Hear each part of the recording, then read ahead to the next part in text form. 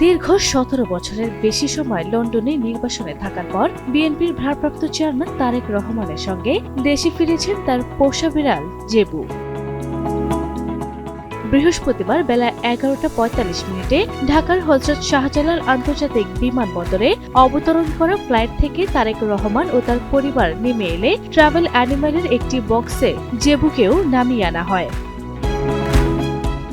এর আগে বিদেশে থাকতে তারেক রহমানের বিভিন্ন ভার্চুয়াল বৈঠক কিংবা ফটোতে জেবুকেও দেখা যেত, ফলে দেশের মানুষের কাছে জনপ্রিয় হয়ে উঠেছে জেবুও। জেবু সম্পর্কে এক সাক্ষাৎকারে তারেক রহমান বলেছিলেন, বিড়ালটি আমার মেয়ের, ও এখন অবশ্য সবারই হয়ে গিয়েছে, আমরা সবাই ওকে আদর করি। তিনি বলেন, বিষয়টি হচ্ছে এরকম, শুধু বিড়াল নয়, আমি এবং আমার ভাই যখন ছোট ছিলাম আমাদের একটি ছোট কুকুরও ছিল।